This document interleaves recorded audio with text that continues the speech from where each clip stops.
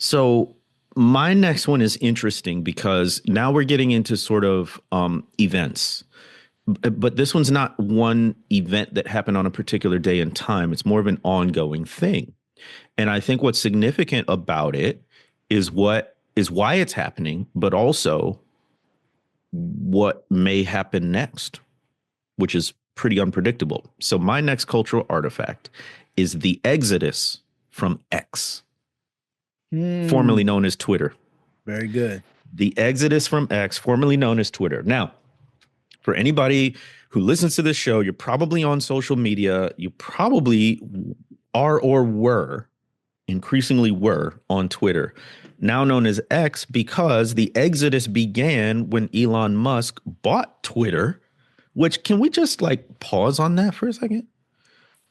A singular human being bought a multiple billion-dollar company, just bought it. I think it was what, 44 billion or something like that. Just bought it. Just bought it. And it's not just some company like making speakers. This is a loudspeaker, a megaphone of culture and politics and news. Yeah. An information megaphone. An information megaphone, and a billionaire who does not have the best interests or the common good of the American people, of the US, of the world at heart. He positioned himself as a free speech absolutist, which for Elon Musk meant racists and white supremacists could pop off at the mouth. Conspiracy theorists could pop off at the mouth without filters. So that the exodus began then. It accelerated again in 2024 when he aligned himself with Trump outright and supported him, and now is a shadow president who's in the spotlight, which may be our only saving grace. One person said is you pit two narcissists against each other by saying the other one is getting more attention. So maybe that's it. I don't know. But anyway, there was this avalanche now, this trickle, and now this avalanche of people leaving X. And the reason why I think that's significant is, one, what I just mentioned, that this is an information megaphone, that this is not some tangential business to American culture and politics. Worldwide, globally, it has an influence, culture and politics. But another reason is because what are people going to? A lot of people have gone to Threads. Some people have gone to Blue Sky. A lot of people are rebelling against the meta universe of Instagram and Facebook. Even I think it's Goodreads is part of that universe. Yeah. So that's what's interesting to me, is what comes next. Because there's not going to be another replica of Twitter, because that was, I think, contextual in a time and space that made it what it is. That's not happening again. Other stuff will happen, but the same thing's not going to happen again. And so, is it going to be more fractured now? Which is, I think, in part what has to do with the election, and the election results is a fractured ecosystem of information. Absolutely. Is there going to be any coalescing of it? What are people who listen to podcasts like Pass the Mic? What are we going to gravitate towards? Because it's going to be like certain subgroups and demographics that go to different places. And now we're facing, as we record this, TikTok might be banned. you know, almost certainly will be reduced or weakened in some way, shape, or form, if not banned completely.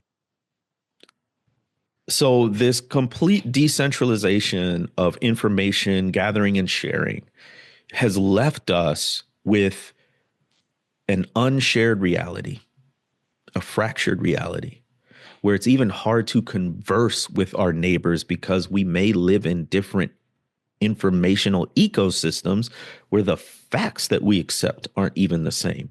And Elon Musk buying Twitter has only accelerated that process and made it more urgent, because it's not just about what events do you hear about or what you think about them. Now it's about, how do you vote?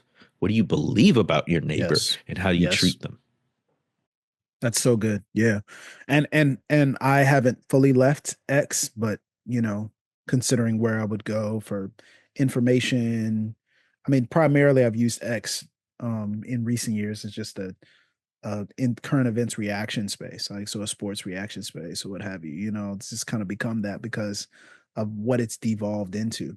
Can't scroll through a comment section without seeing some sort of, you know, porn or I mean it's just nonsense. Yeah, Like you it's see just random garbage. stuff, or you see like just outright like ads for Donald Trump. Like you So just see many like ads. I can't tell you how many times over the past like week or so I've seen Paula White just randomly pop up talking about how Wow. tenacious Donald Trump is and all this. I'm just Wow. like, wow, how do we get like what are And the we blue doing here? check. Like, Remember, no, the blue that was check part is of my intro. nonsense. Yeah, exactly. Now it's Blue garbage. check It just verified means you himself. paid Yeah. for the subscription, and your posts get boosted. And who's going to pay for that subscription?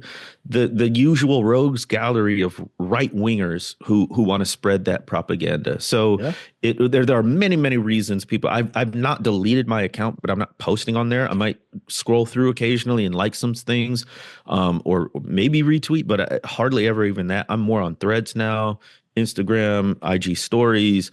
They want me to go over to Blue Sky. I'm just like, okay, I guess eventually it'll happen. Blue Sky is cool. I just it's the curve of learning something new and getting comfortable with it. And then Exactly. also I'm like there's already a tapped level out. of I want to make sure there's I'm getting the people who I would follow on X are putting forth content to the same level of intensity Right.